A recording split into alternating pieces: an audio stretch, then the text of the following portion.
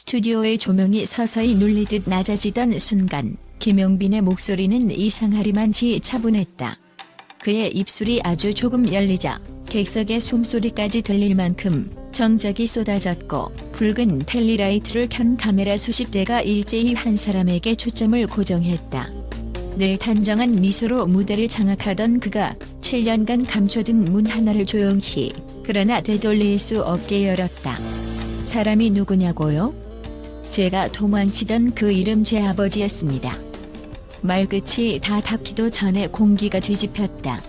진행자는 물컵을 만지작거리다 말을 잃었고 모니터 앞에 서 있던 스태프들조차 손놀림을 멈추었다. 김용빈은 눈을 피하지 않았다. 오해도 추측도 뉴스 알림도 피할 수 없다는 걸 알면서도 똑바로 카메라를 바라보았다. 그 시선 한 줄기가 스튜디오의 조도를 완전히 바꾸었다. 그는 오래도록 가족은 사생활이라는 단정으로 질문을 밀어내왔다. 그러나 오늘 그 문장은 껍질에 불과했다고 고백했다. 생의 중심을 잡아줘야 할 뿌리가 오히려 삶을 흔들던 시절 그는 그 뿌리의 모양을 누구에게도 보여주지 못했다. 어린 날 교실에서 가끔 누군가의 입에 오르내리던 그 집안 이야기가 귀에 스치면 그는 창밖으로 시선을 던지고 입술을 깨물었다. 밤이면 이불 속에서 방향을 잃은 눈물을 훔쳤고 사춘기와 데뷔의 소용돌이를 지나서도 그 잔해는 조용히 그러나 끈질기게 남았다. 화려한 스탠딩 마이크 앞에 서면 관객의 파도 소리가 밀려왔지만 그의 가슴 한복판에서는 늘 같은 질문이 되살아났다. 나의 시작은 어디였지? 내가 사랑을 노래할 때 왜 그 출발점에서는 내 숨이 막혔을까? 그가 방송에서 꺼낸 아버지의 이름은 실명 대신 A씨라는 이니셜이었다. 1990년대 대중가요의 엔딩 크레딧에 자주 등장하던 천재의 흔적. 누구에게는 전설, 또 누군가에게는 뜨거운 주문.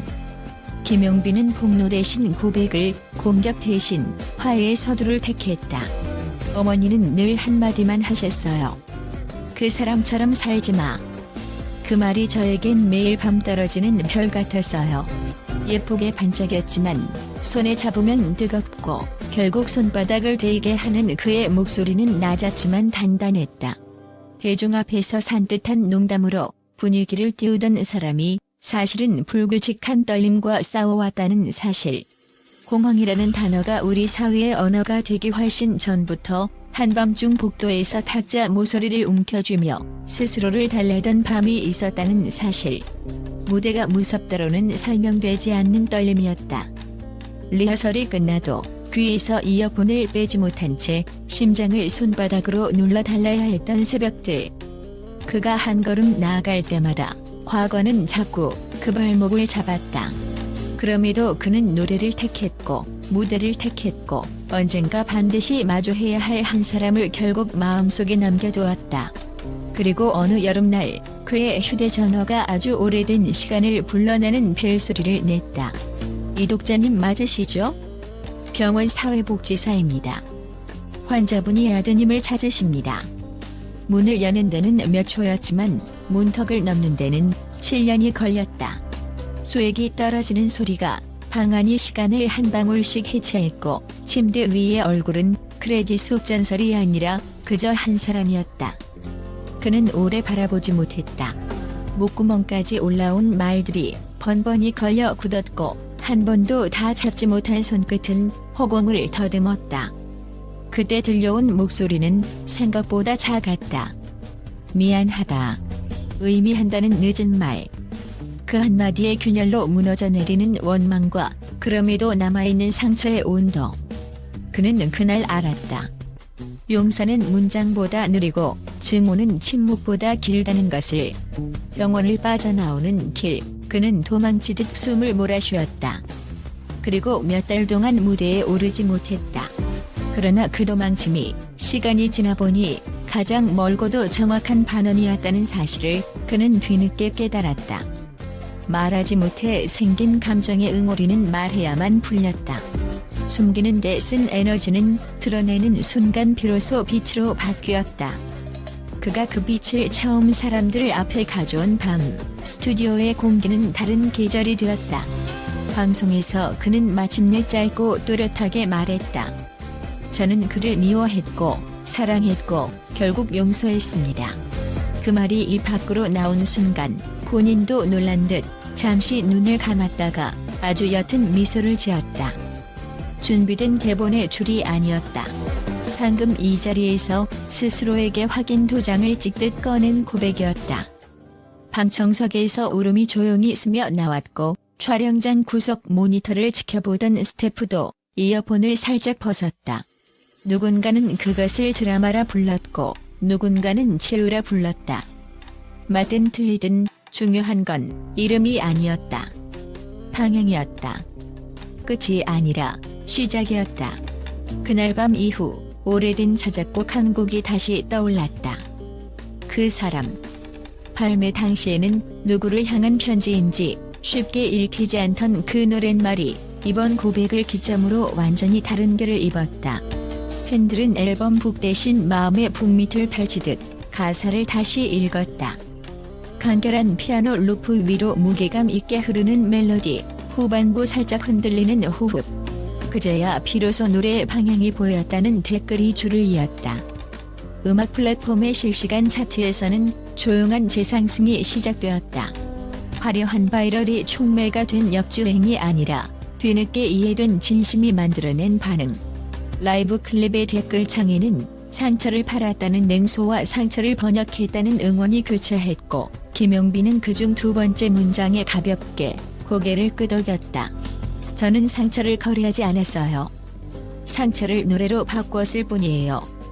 노래가 되면 칼날이 아니라 담요가 되더군요. 한 음악 감독은 말했다. 이런 온도의 고백은 항목으로 기획되지 않는다. 삶이 쓰여야만 나오는 톤이다. 임상심리 전문가는 덧붙였다. 드라마의 서사가 공적 무대에서 의미부여의 과정을 거치는 순간 당사자도 청중도 함께 구조화된 치유를 경험한다. 물론 몇몇 매체는 이번 고백을 누가 더 잘못했나로 가르는 대결 구도로 소비하려 했지만 대중은 생각보다 냉정했다. 우리는 누군가의 유년을 심판하는 배심원이 아니다라는 댓글이 상단에 고정되었고 스캔들을 찾는 눈은 실망했을지 몰라도 사람을 보는 태도는 한 발 더 깊어졌다. 무대 뒤 대기실의 공기도 달랐다.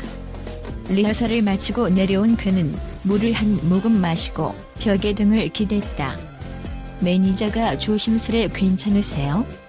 라고 묻자 그는 어깨를 크게 들이쉬고 내쉬었다. 이제야 괜찮을 것 같아요. 스태프가 준비한 큐카드 한 구석에는 다음 촬영 순서와 함께 작게 한 문장이 적혀 있었다. 당신의 용기가 누군가에게 오늘 하루의 벽이 되기를. 그 문장 하나가 그날의 공기를 요약했다. 팬카페에는 손글씨 편지 인증이 줄을 이었고 각자의 언어로 나도 비슷한 밤을 건너왔다는 고백들이 이어졌다. 누군가는 그의 노랫말을 리그베다 위키처럼 꼼꼼히 분석하며 이 구절에서 그는 타인을 넘어 결국 자신을 지칭한다고 해석했고 또 다른 이는 가사가 삶을 따라잡는 순간 음악은 장르를 벗어난다는 문장을 남겼다. 곧 공개될 팬미팅 예고 영상에는 낯선 자막이 들어갔다. 악역도 영웅도 없습니다. 인간들만 있습니다. 그는 무대에서 더 길게 자신의 이야기를 풀어낼 계획이라고 했다. 각색도 미화도 과장도 없이 있는 그대로의 지형도를 내보이겠다고. 무책임했던 누군가, 그럼에도 어른이 된 누군가, 그리고 언어가 미처 담지 못하는 감정들까지. 그 지도를 손에 쥔 채 그는 다시 무대 중앙으로 걸어갈 것이다. 박수 소리는 매번 비슷하지만 그 이후에 이어지는 침묵의 온도는 분명 달라질 것이다. 박수 사이사이에 섞인 조용한 울음, 길게 내뱉는 안도의 숨, 어디선가 작은 목소리로 따라 부르는 후렴. 그것들이 한 사람의 새 출발을 축복하는 방식이니까. 스튜디오의 조명이 완전히 꺼진 뒤에도 그 밤의 문장은 오래 반짝였다. 새벽을 여는 라디오에서 DJ가 조심스레 그 사람을 들었고 도심 편의점 스피커에서도 같은 멜로디가 흘렀다. 누군가는 컵라면에 물을 붓다가 누군가는 야간 버스를 기다리다가 문득 귀를 기울였다. 그 사람? 이라는 첫 구절이 각자의 기억 속 어떤 얼굴을 데려오더니 후렴 끝에 긴 호흡이 마음속 문 하나를 살짝 밀어 열었다. 내일이면 더 화려한 뉴스가 헤드라인을 바꿔 달겠지만 이런 고백은 일회용 콘텐츠가 아니다. 당사자의 인생의 날짜를 새기는 수정본, 그리고 그 수정본이 곧장 새 삶의 첫 페이지가 되는 사건. 김용빈에게 오늘은 그런 날이었다. 대형 쇼케이스보다 떨리고 1위 트로피보다 벅찬, 그래서 침묵을 택해야 했던 수많은 밤들을 지나 드디어 첫 문장을 말한 날. 더 이상 숨지 않겠습니다. 제 이야기가 누군가의 밤을 덜 춥게 만든다면 그걸로 충분합니다. 그리고 그 말은 새벽 하늘을 가르는 첫 노랫줄처럼 오래도록 우리 귀에 맴돌았다.